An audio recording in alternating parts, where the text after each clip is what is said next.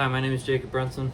This is my week 1 video submission for FTT 211 for the wood finishing and metalworks. So what we've got going on, I've got the muzzle loader hanging up as well as the push rod or the ramrod. We've got those hanging up. We're going to do the staining. We're going to use the Min Wax wood finish that was provided, as well as the True Oil for the finish, and then we're going to use the 220 grit lapping compound to do a little polishing. And I was just kind of testing it to see how it would go, and I mean it's looking pretty shiny right now, so I think the more we hammer onto it, the better. So yeah, we're gonna go ahead and get right into it. I'm probably gonna start by putting the first coat of stain on the wood, just so I can give that an opportunity to dry, so I can continue to put coats on it, and then kind of do a little bit of wet sanding, get everything kind of hammered out the way we want to, and then we'll do the polishing while we're kind of waiting for everything to dry up, and we'll just keep rolling on until we're good to go. But it's references and resources, I guess, is the muzzle loader lab book, which is over on my workbench over there. But yeah, we'll get right into it.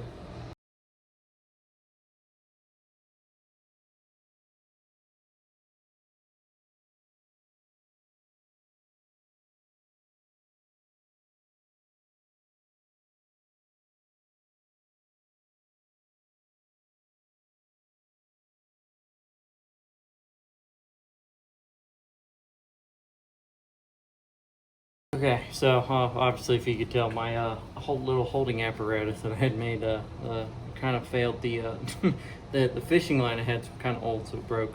But we've got it up there now. Obviously, we've got the first coat on there already. I'm gonna probably put, just by the looks of it, I'm probably gonna put at least 4 coats on there. So give it about an hour or so to dry in between. And in the meantime, what we're going to do is we're going to go ahead and start on the brass, just so we can get some things accomplished. I kind of already started on the toe plate a little bit just to see how the compound worked on it. I mean, we're starting to get kind of a mirror finish. I'm not really too worried about making it like mirror finish. I just want it to look better than what it does, I guess is the best way to put it.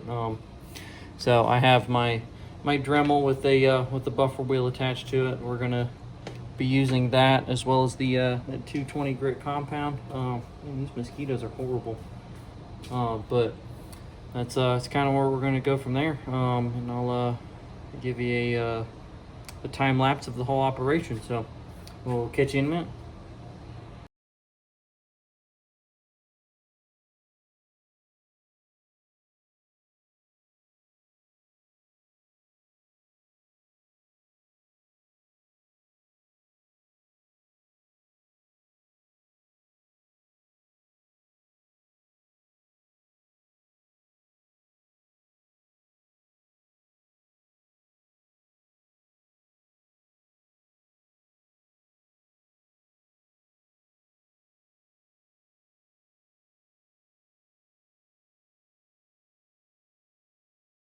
Okay, so we've now done all of the coats.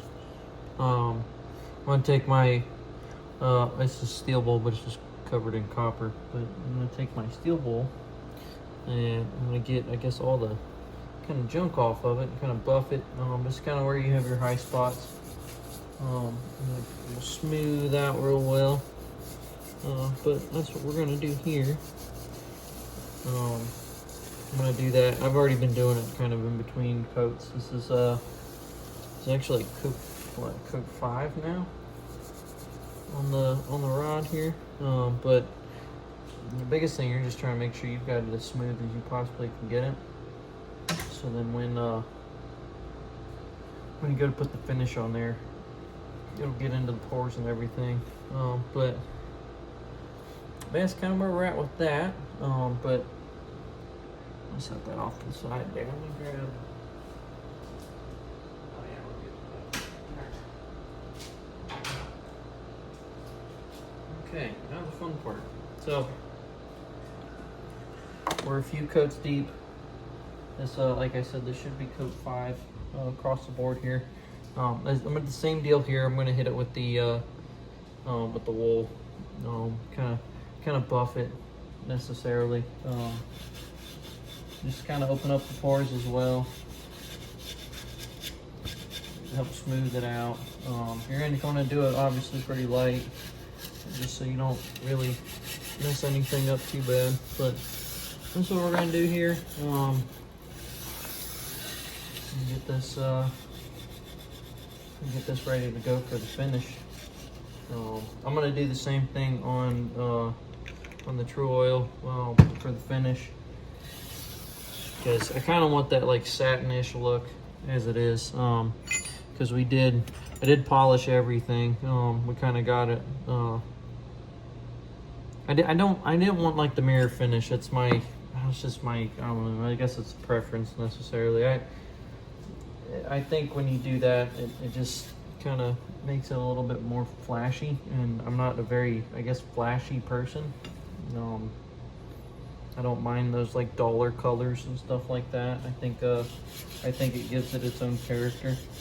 So that's kind of what we're shooting for here, I'd say.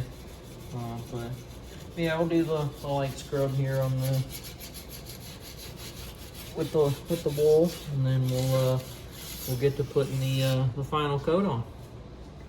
Okay, so from this point, I'm gonna take the True Oil, and I actually didn't know that you can, which it says it here in the directions, but you can apply it with your fingers. So I'm gonna do a little time lapse of putting the first coat on, and then we'll go back through after it dries. Hit it with the wool again, which I'll hit it with the this side. It's not dirty, and then we'll probably throw another coat on there, and we'll see what kind of finish we get.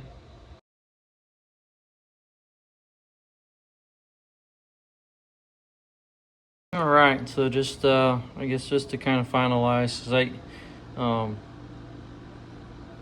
got everything polished here.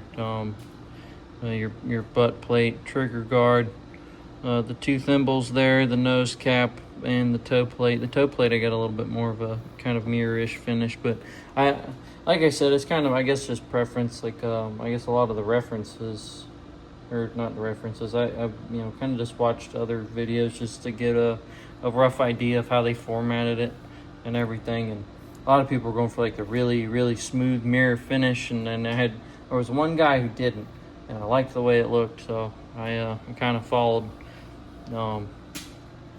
with I guess his trend of not making it that way. And then to finalize, we've got this last coat of stain on here, or the finish on here. I've got it to that like kind of satin tone that I wanted initially, but that's gonna wrap up I guess the project here. I'm just kind of letting it dry out a little bit longer, but it should be completed by now. But yeah, this that wraps everything up on my end.